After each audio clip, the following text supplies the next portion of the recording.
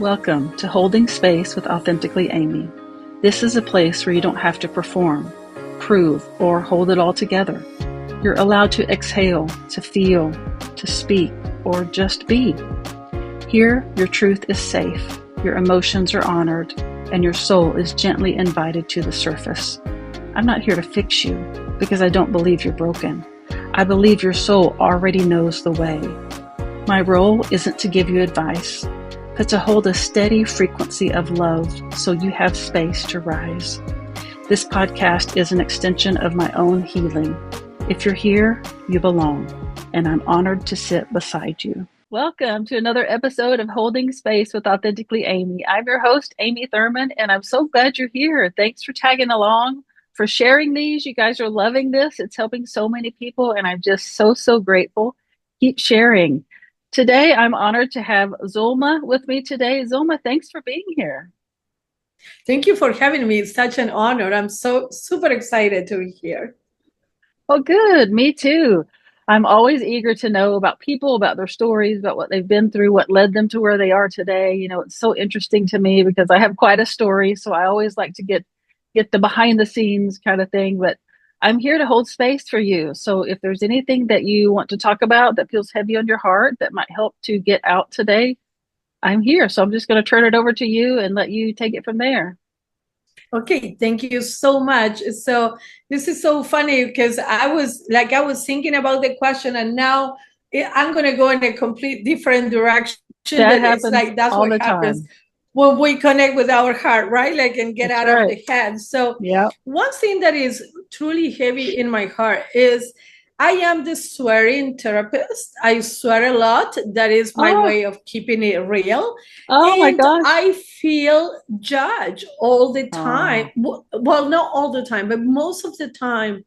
And it's like, to me, the real bad words, if you would, are like hunger and war and violence and abuse, right? Like those are the bad words, not saying a cuss word when it's appropriate. And it's like, I even had a host, like she kept me waiting in the studio room because she didn't show up because she realized I was a swearing therapist, and she was like, I'm a Christian woman and I don't think it, and bitch showed up and asked me, like, can you keep it clean? You know what I mean? Like, I just asked you before we started recording, like, do you want me to keep it clean? Right? Like, because I feel honored to be invited to these podcasts, and I want to respect you and your audience, right? Like, so one time I was going live, and the guy said, oh, and by the way, you had to keep it clean because I'm a pastor. So I was like, oh my God, this is the longest 60 minutes of my life, you know, because there is no bleeping it out. And I was like, God, please don't let me say fuck. God, please don't let me say shit, right? Like, and then, but I did it. So it was like, oh my God, I can keep it clean. I can be authentic and keep it clean. Yeah. So I was like so proud of myself. And then to have that experience, it was like, which I learned is, you know, I reflected on it, and it's more a reflection of who that person was rather than a reflection of me. Because at least come on over and come on and tell me, like, hey, I didn't do my homework. Because I'm the swearing therapist all over my bio. So it's not like you are missing it. Right. If you're missing it because you didn't read it. Yeah. So I was like, I took it personal, and then I was like, it has nothing to do with you. It has to do with the other person. And then I calmed down, and I was like, okay, so now I made it my usual thing. Before I start recording, I asked the host, is it okay if I use swear words, right? Like, so because it's like, it's not like I'm not, if I had to keep it clean, I can, as I mentioned, but it's like, sometimes you want to say fuck, not fudge, right? Like, oh, fudge. And it's like, you know what I'm trying to say. Yeah, for sure. I mean, keeping it authentic, and like, my podcast is called Keeping It Real with Zulma, the swearing therapist. All my episodes are explicit. So not to be listened with the kids in the car, right? Right. But it's like they have the warning, it is explicit.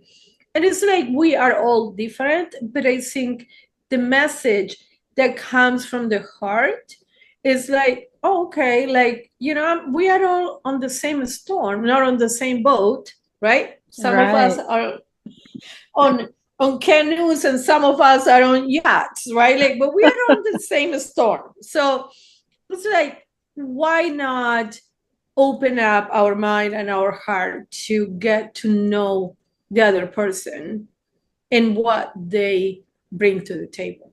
Mm-hmm. Yes, I love that so much. You did ask me that question before we started here, and I said, absolutely. Like, if that's who you are, go for it. Because, what holding space is about is just simply listening and being a mirror reflecting back to you what I see, who you are. It's not trying to change you. It's not trying to fix you. It's not trying to give you advice. It's simply just allowing space for you to be safe and human. And if you curse, if that comes natural to you, then who am I to change that? Who am I to say that you can't do that, because I'm all about, as you said, being authentic. The name of my show is Authentically Amy, that it's, I feel like, I have so many thoughts running around. I'm trying to figure out which trail to go down, there's so much I want to talk to you about. I think I'll start with, which is probably what people are thinking and wondering, why do you feel the need to curse? Like, what is it that gives you? What does that fulfill in you that other things can't? I think that is my way of keeping it real, right? It's just like, like I have to double think before saying a swear word. Is kind of like, okay, if I can let it roll out of my tongue, then here it is, right? Like, so, and I think that when I am like that, I bring that to the table, then it allows the other person, because if I'm doing it, they're like, oh, can I do it too? Of course you can, right? Like, so it's like, and it doesn't mean that I'm going to say the S word or the B word or whatever, like every other word, which in some of my episodes I do, but it's because it comes so organically like that. So my mom she swore all the time. My dad didn't. So I grew up with both examples, right? But something funny that my mom swore, but I wasn't allowed to swear until I was in my late teens, right? Like, so I had to ask permission to say a bad word. Okay. Although she will say it all the time. And that's what comes down to respect, right? Like, it was her home, it was her rules. So when I was diagnosed with cancer, so believe it or not, I'm a recovered people pleaser. So after I was diagnosed with cancer, I was like, fuck it. Like, I'm going to say fuck it, because that's what I'm thinking, right? Like, so it kind of like allowed me to, this is what you get, right? Like, there is no, oh my God, I couldn't figure it out. You either like me or you don't. That's either way, I sleep at night.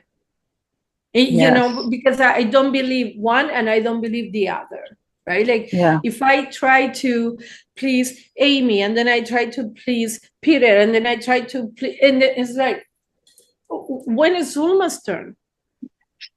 Not to mention that it's impossible to please everybody. I cannot make you happy, even if I want to. When we are in that, we are trapped in that, like, I had to make Amy happy. Right. It's not my responsibility, that Amy's happiness. That's exactly right. This is so interesting to me, because I'd never thought about it like this, because, I teach authenticity, and to be who you are on the inside, lived out on the outside, so that your inner and your outer worlds match. And I never thought about, cursing as being a part of that if you're just, it's just something that you do. It's a part of who you are, because what I teach my clients is to be the same person in every situation, in the community, in your family, and, to not filter. Obviously, there are different situations, for different parts of you. But I just, before we came on here, when you were asking me, we were talking about this, I said, oh my gosh, this is going to be so fun. Because, Yes. and it's not because you're cursing, it's because you are just being you, like you've let the walls down. You're allowing me and other people to see the real authentic you.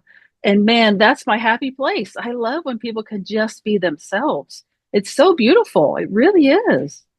It is. And one of my biggest compliments when I do interviews is like when the host told me like, oh my God, you're so authentic. It's like, yes, that's who I am. Like, I'm glad that you can perceive that, because this is what you get, right? Like I found out that when you are like, and of course there are certain environments that you had to act differently and whatever, but like Sure. in the majority of my life, like when I meet somebody, it's like, like when I do a consultation call with a potential client, shit and fuck is going to come out of my mouth. If you have a problem with that, I'm not the therapist for you. And Yeah. it's okay. I will give you referrals. I'm glad that you made the call. Right. And you want to get better. It doesn't have to be with me. So now if we click, we are on it, right? Like my clients, they love the, because I'm not like, oh, Amy, like, listen, it's like, okay, what the fuck, right? Like, right. so it's like, or I'm like, I'm calling it as I see it. So I don't tell the truth, I tell my truth, right? Because my truth, your truth, and the truth. So when I'm talking to somebody, I reflect, like you were mentioning, it's like, right, I reflect what I see. And you correct me if I'm wrong, but this is what I'm seeing, right? So it's like, when I have a client, it's like, they're like, oh, can I curse too? Of course, like, this is your time. Like, don't hold back. Like, so I'm being authentic and I'm inspiring you to be as authentic as possible, because you don't have to be looking in your brain for like, what is the right word to say? Yeah. I'm just really, really sitting with this, because this is a whole different side of authenticity than I expected. Because, people tell me a lot that I serve as a permission slip for other people to be authentic and to be vulnerable. And, you're doing the same thing, just in a different way. Exactly. Yes. It's a permission slip. Yes. And how about cursing being a permission slip? Right. Permission to curse. Right. Of course. I'm wrapping my brain around this. I love that you said that that you're not the one for everyone. I mean, I feel the same way. People want to work with me, but they're not ready or willing to dive deep into their emotions. And, I'm like, well, it's not the right time. It's not the right fit. And I love that you see it that way too, because what happens is when we try to serve everyone, then we end up with a different version of ourselves. We're not being authentic because we're trying to help everyone. But when we know exactly who we can serve, man, it becomes so powerful. I love that you shared that. Yes. And that is one of the reasons why I move away from community mental health, because I will tell the clinical director, like, hey, I don't feel comfortable treating couples. Well, here comes a couple because they speak Spanish. Which part of I don't want to work with couples didn't you get? Like, how is that my issue that I'm the only bilingual therapist you have? Right? Like, so, and I was like, okay, you know what? You're not listening. I understand I have an accent, but I think I'm pretty clear when I say I don't want to work with couples, right? So it's like, okay, I created my own business, because it's like, okay, you're not listening. And I'm not, I explained it to you 1 time, 2 times, 3 times. It's not, as you said, like, if you don't want to listen, if you don't want to change, then it's not the place for me. Yeah, that's really. an ethical responsibility that if I don't feel comfortable working with couples, I'm not going to serve that couple to the best of my ability. Mm-hmm. That's right. You know, that's such a powerful message because, you know, I talk a lot about self-discovery. That's the first step in learning who you are is self-discovery. And we have to figure out like what we want, what we're good at, what we want to be doing, and be willing to say no or step away from things. You know, I've said no Right. lots and lots of times because it's not aligned with who I am. And that takes courage. It takes strength. You know, you have to dig deep inside you and really know who you are to be able to do that. And so that's something that not a lot of people can do, but it's so powerful. Yes. And it's so necessary. Like Yeah. if you have heart issues, you're not going to go to the gynecologist, right? Like you're going to go to the cardiologist. So it's like, why should I treat everybody? No, it's like, this is what I connect better with. And I will serve you better because I can connect with you. Yes. I had this, I would call it a vision. I don't know this. I just saw, because I feel like this has been your journey. You haven't shared your journey, but I feel like, did you go, and it sounds like you did, you went the traditional route and tried to be a regular therapist, and that you just didn't feel like that was serving you best. You didn't feel authentic because you couldn't swear, you couldn't be yourself, and that it was through this the what's the word I'm looking for, oppression almost. It was because of the oppression that you decided, like, you know what, forget this, I'm just going to do my own thing and see what happens. Right. So that's what the internship is for, right? Like, so after graduation, you have about 2.5, 3 years of like, you have to see everybody, which is like, you know, how the doctors are formed, right? Like they do the rotations and all that. But that is what the internship is for, to determine which population do you work better with, which diagnosis you work better with. And I am a late bloomer. Like I did my bachelor's at 42 and my master's at 50. Wow. I better know what the fuck do I want to work with. You know what I mean? So like, good. Yes. so it's like, okay, I resonate better with anxiety, depression, and trauma. Mm-hmm. And I resonate better with adults, not because of I work with children for a year. It's not the children, it's the parents that I have a problem with. Right. Like it's like, okay, well, the homework is like blah, blah, blah. Oh, I don't have time for that. Bitch, what you want me to do with your kid for 50 minutes when you have the kid 6 days, 23 hours, and 10 minutes? You know what I mean? Like, right. So it's like, if you are not ready to get better, I'm not the therapist for you. Yeah. Right? Like, so in children, usually they are brought in by their parents, right? Like, or whomever. And it's like the kid most likely doesn't want to be there. And it's like, and then I'm asking you to help me help your kid. This is not my kid. This is your kid. Yeah. So it's like, we had to work together. Well, I don't have time. Okay, well, you know, like, so once I found my niche, I was like, yeah, I'm going to respect that. Because if you have, so I don't work with addiction, for example, right? Which is so intertwined with trauma. But it's like, if you are actively using, I'm not the therapist for you. Yeah. You had to be sober, you had to be clean so that we can work on the traumatic event that you were numbing the pain with whatever your drug of choice was. So it's like, and I'm so clear with that it surprised a lot of people, and a lot of people in community mental health don't like that, because you're supposed to see anybody who comes through the door. Okay, well, peace out. I'm gonna, you know, like, yes, because I'm not serving you. If you are you have an addiction and you're actively using, I don't connect with that. Yeah. So I will send you to Amy, who might be the addiction therapist. Like, it doesn't have to be with me. Yeah, and it's about setting boundaries.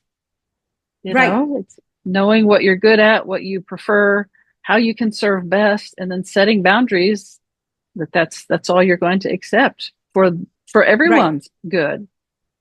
Yeah, that's beautiful. I feel guided to go back to, you mentioned that your mom cursed a lot and that your dad didn't.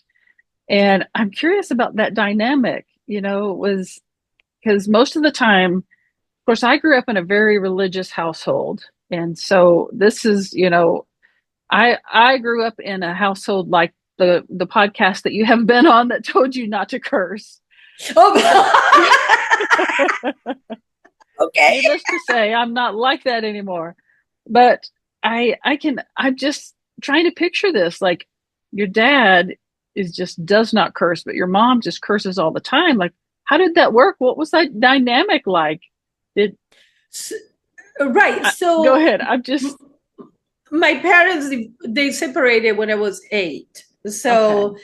I was like, in that environment, if you would, like, my dad left when I was 8, and I will see my dad every other weekend, just for one day. So, but I think that the dynamic was, because I'm from Argentina, and the major religion in there is Catholicism, right? Like, okay. You don't supposed to curse either. Right. And I think that it was my mom of being a rebel. Mm.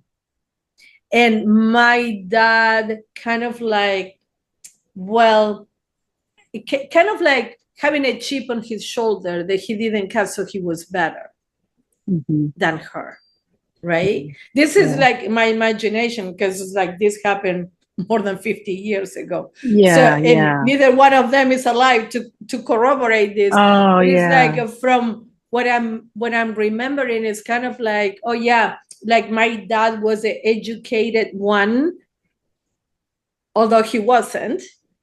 And my mom was like, the one that you couldn't take out because she will embarrass you. Okay. Right? And I think it was her way of resisting an oppressive system, where like the woman doesn't have a voice. My mom was loud, and my dad is Arabic. So he was born in Syria, and he went to Argentina when he was 18. So it's like you have a double oppression, because you have the Hispanic oppression and you have the Arabic one, right? Like, where I am the youngest of 4 and I'm a girl. So my voice didn't count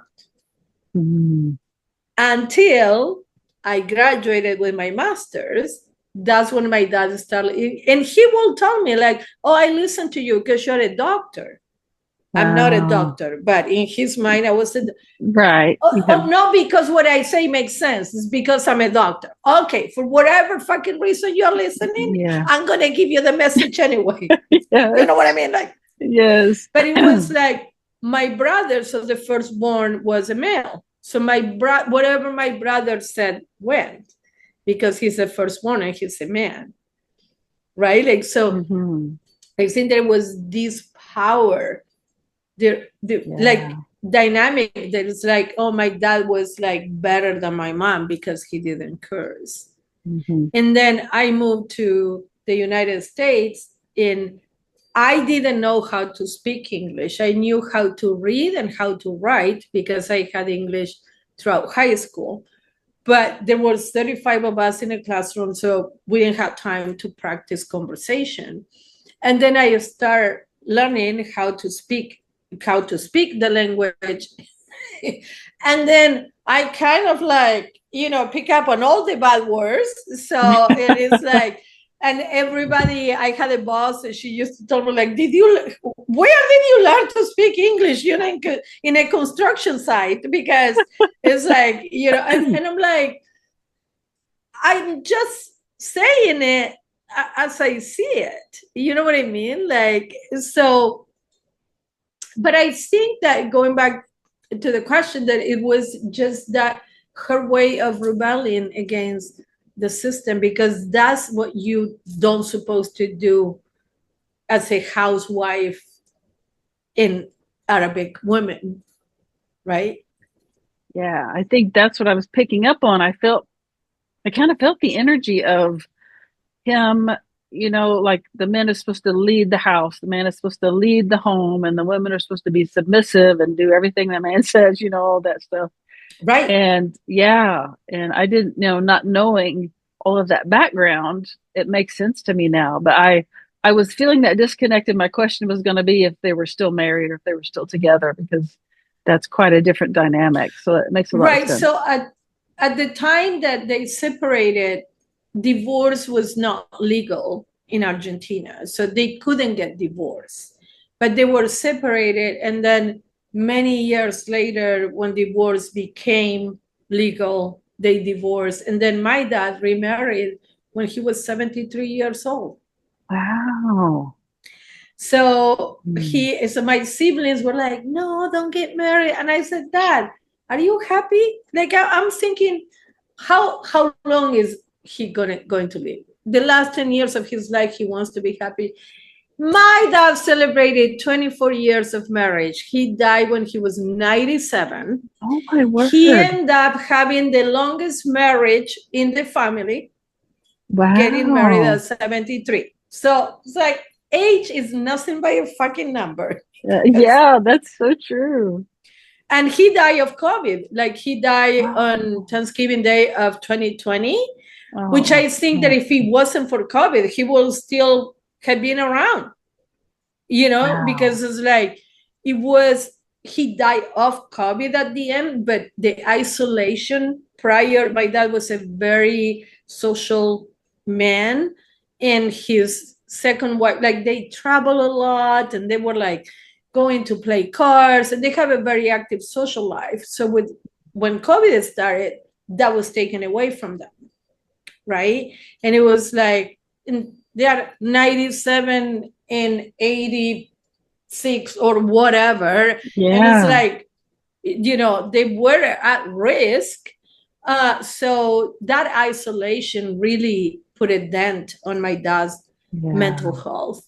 And then he declined very rapidly. But I think that, so to me, it's like, oh, okay, I moved to the States at 31. I started my bachelor's at 42. I started my master's at 50. I just moved to Panama at 60. It's like, age is nothing but a number. Like, I love that so much.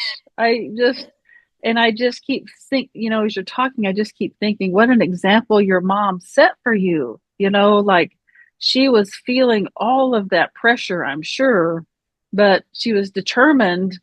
Are you the only daughter?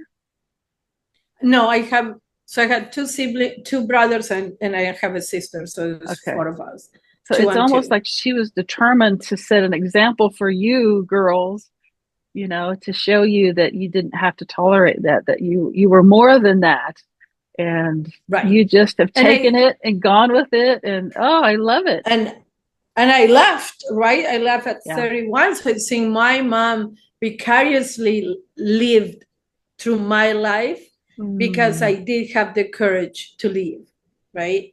And to make a life in a different country, and to, I went to school later in life, and English was not my first language. So like when I have a client tell me, I'm too old to go to school, like, you're working at the wrong tree. Yeah. I started my bachelor's at 42, my master's at 50, and English is not my first language. What is your excuse? Wow.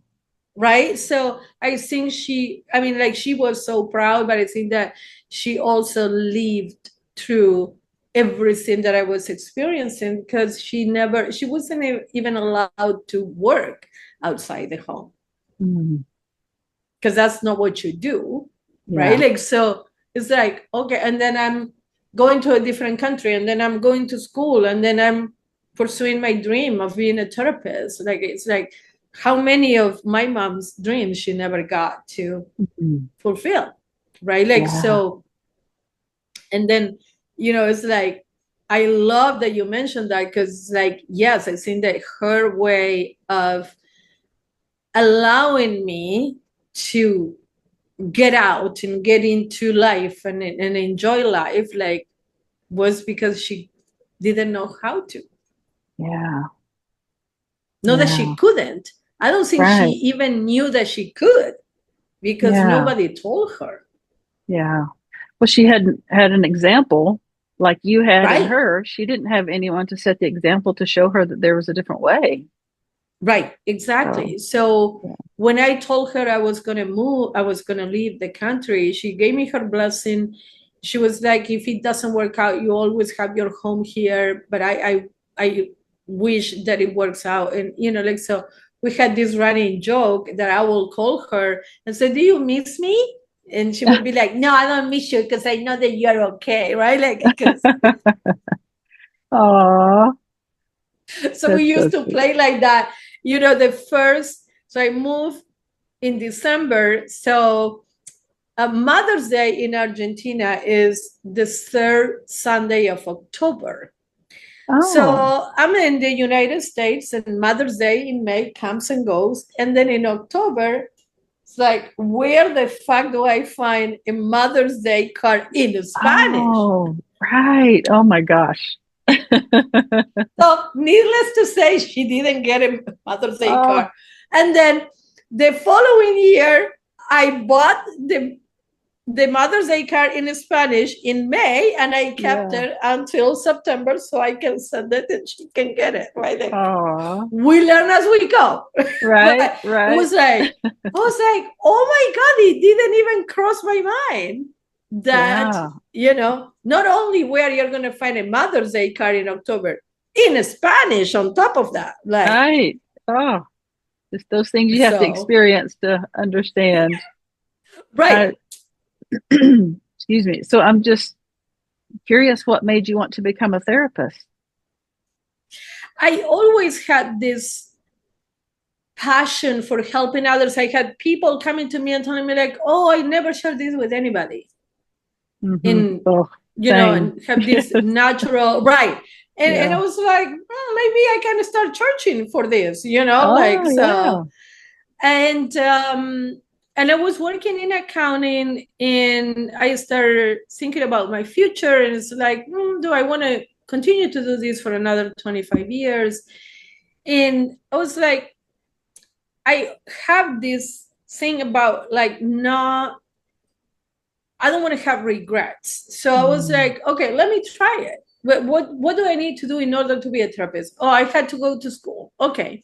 So I enrolled in the Bachelor of Social Work, but while I was going to school, I continued to work in accounting, which I think is important for people to understand, that to build something, you don't need to destroy where you are at the moment, right? Like my present today was started in 2007 when I took my first English 101 3 credits, right? So at the same time that I was going to school and building a different future, I was still working in accounting because there was no sugar daddy. So I need to pay the fucking rent. Right. You know? Yep, same. Yep. So I graduated and I was on track to do my master's. I got diagnosed with breast cancer. So it's like that kind of like delayed me. So I took care of my health, and then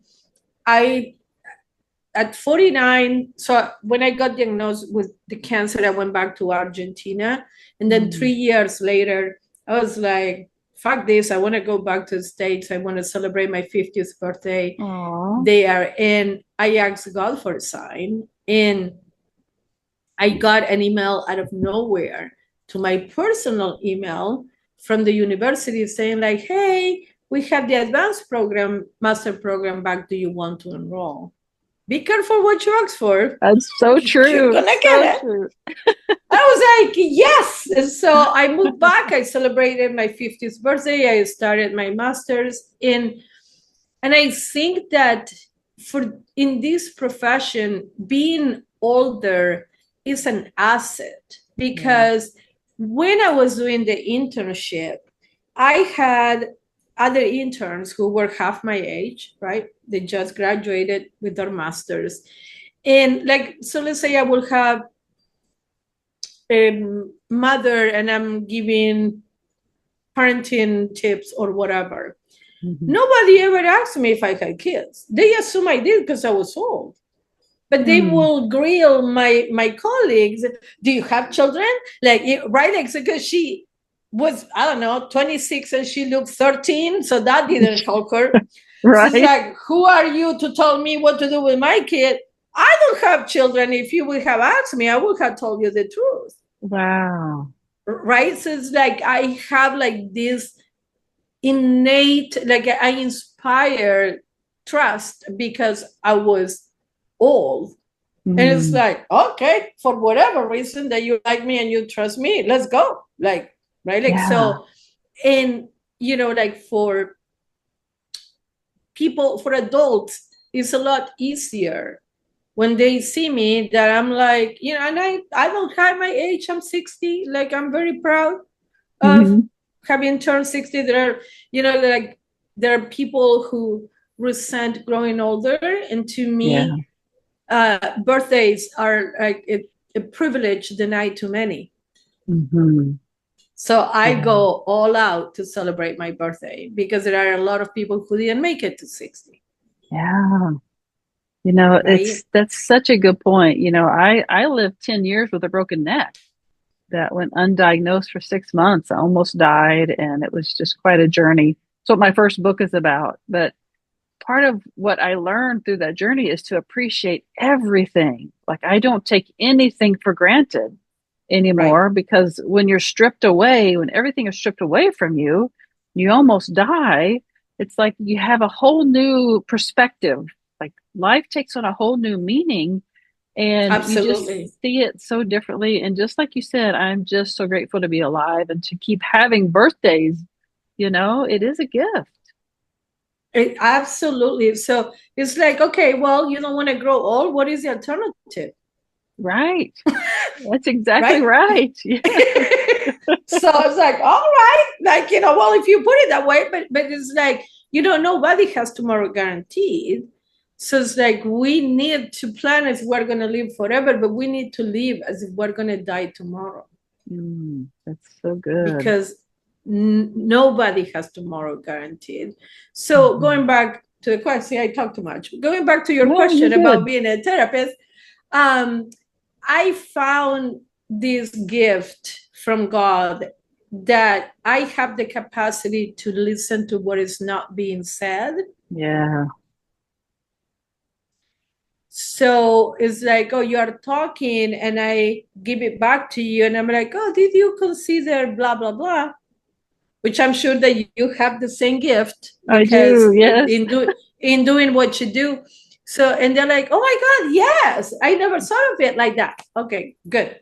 We are on the same page, right? Yeah. So in going into this career later in life allows me to have clarity about who do I want to work with, what my business model, how do I want my agency to be, how do I want to charge in, you know, like, it's like, it's a lot of, I'm not what my schedule is, right? Like, so for the longest time, I only saw clients Tuesday, Wednesday, Thursday, because I gave myself a 4-day weekend every week. So I don't burn out. Oh, but I have Mondays at 8 o'clock in the morning work for me. Okay, I give you a referral. I'm not apologizing. I'm not fighting. Yeah. I'm not apologizing. My first appointment is on Tuesday at noon because I'm not a morning person. So you don't get this at 8 o'clock in the mornings. So, you know, so then I moved to Panama. So with the new hours, because of the time difference, my hours are 10 to 3. So I open Sundays because every day is fucking Sunday for me because I live on the beach. Oh, so, yeah. I'm like, okay. And then a lot of people are happy with doing therapy on Sundays. I'm like, yay, you know. Yeah. So I go to the beach on fucking Monday. Who the fuck cares? Like, right? You know, the ocean is not going anywhere. So, but I'm not apologizing for that. So it's like, I don't I don't have the need to explain to you like, oh, I want to have a 4-day week. It's like because if I want to go to that surgeon and he only has an appointment on Wednesday at 3:00, I'm going to make it work because I want to work with that doctor. That's right. Yeah. You are calling me. You want to work with me.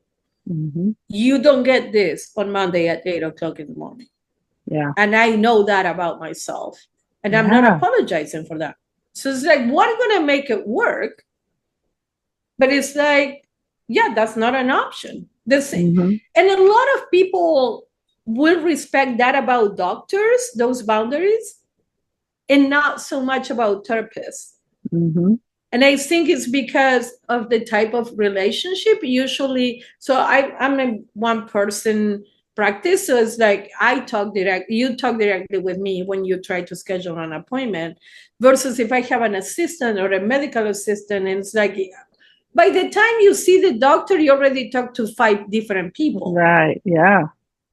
With me, you're talking to Zulma directly, right? Yeah. So it's like, well, but and it's like, okay, but I'm not available. That's not one of the days that I work. So that's we're so gonna figure good, it out together. Right. And I do the same thing. It's not something I really talk about or share. Like you said, that I only schedule things on Tuesday, Wednesday, and Thursday because I take Monday and Friday and Saturday and Sunday. Like I take all of those days, do whatever I want, rest and it's self-care because it's very intense. It can be exhausting. It's emotionally heavy to do what we do, and we have to have recovery time. And so I've learned that about my body. So I just do it. Like I don't ask anyone. I just do it. These are the days I'm available, and that's how it is. Yeah, exactly. And to not apologize for it. It's like, this is my schedule. Like, yeah, it's taking care of ourselves and setting the boundaries like we talked about. Oh, so good. Exactly. I love it. I would love for you to share more about how people can reach you and what type of services you offer. So I do mental health therapy. I specialize in anxiety, depression, and trauma. And my website is dragonflytherapyservices.net. And my Instagram is the swearing therapist. So, and I have a lot of videos, like I talk about mental health or about something that is going on in my life or whatever, but it's like keeping it real. So again, like don't watch the videos with children in the car. But yeah, I call my practice Dragonfly Therapy Services because dragonflies, they fly on the surface of the water and they eat all the bacteria so the light can come in. So dragonfly symbolizes the change that comes from the inside. So that's so beautiful. I knew dragonflies fascinate me because I knew that they pretty much dissolve, kind of like butterflies or caterpillars, but dragonflies are under the water and they pretty much turn to goo and before they develop their wings. And then they come to the surface, like they develop under the water. Then they come to the surface and they live up above the surface. And that's fascinating to me, but I never knew that part. That's so cool. So I was like, oh my God, it was so meaningful. So I'm like, okay, dragonfly it is. And I love that. Yeah. So yeah, for anybody listening, like I'm licensed in several states, but even if I'm not licensed in your state, just reach out to me and I'll be happy to provide resources or to help to the best of my ability. Okay. And then they can reach you on your website. You have a link or something there where they can. Yes. So there's a booking link for the 15-minute consultation call that always end up being 30 minutes because I talk too much. But because we're having fun, right? Like, so it's like, okay. Like, that's right. So yeah, there is a booking link and there is also the email that they can reach out to me with a question or whatever, Okay. And So on my website and on my Instagram, there is a link to my podcast too. So okay, perfect. It's interesting. I was sitting here thinking, like, when I saw that your name was the swearing therapist, I mean, obviously I know what that means, but what I expected was like almost every other word might be a swear word. I was like, I don't know what we're getting into here, but let's do it. Let's see what happens. And that in my brain, that's what I thought was going to happen. But this was completely mild. It was very, very innocent. I'm just like, this was great. Thank you. See, I want to be invited again, so I'm keeping it mild. Next time, it's like it's going to be every other word. You might be surprised in my own podcast that maybe every other word is. But it's like, it's like I did say a few I consider necessary for the message, right? Yeah. Like, it's like, okay, like, again, like when I was working in accounting, when I was going to school, the company merged with another company, and then my boss called me into the office and she said, okay, there is one person that is coming over and she's very sensitive to cuss words, and like she was an older lady. And I said, why the fuck are you telling me this? She was like, please, like, don't, like, watch your mouth around her.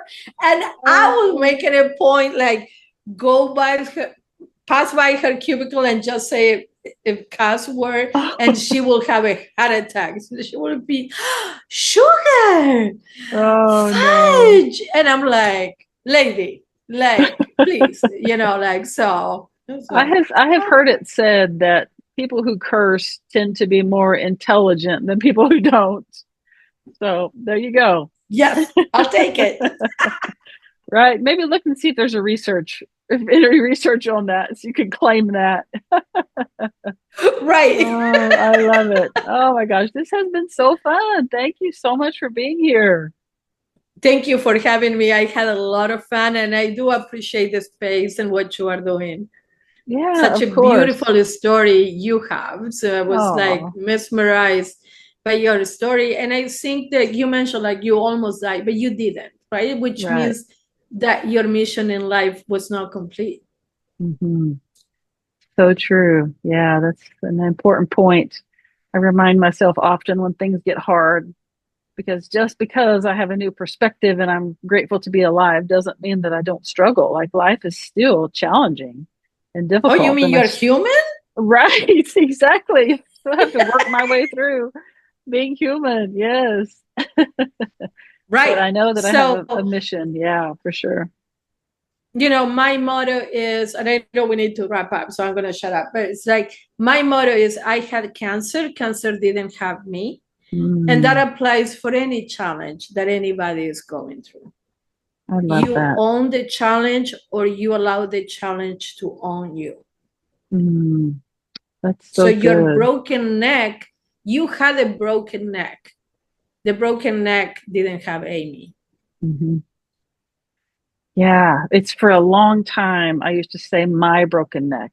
I used to claim it as my own, and then I was like, no, that's not the way I want to see it. It was, I had a broken neck. That's just something that happened in my life along my path to get me to the place I need to be to accomplish what I need to accomplish. And exactly. Yeah. So it's like, we all go through challenges, but we don't need to allow those challenges to own us.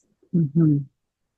Yeah, I love that. Oh, perfect way to wrap up. Gosh, thank you so much. I have just loved this so much. I'm definitely going to check out your podcast and get to know more about you.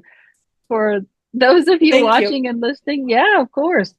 Thanks for being here. Thanks for watching. Thanks for listening. Please share this so that we can get this message out to the world and more people can know about this swearing therapist they may be interested in. And if you or someone you know would be a good guest for my show, please email me, Amy@getamyshelp.com.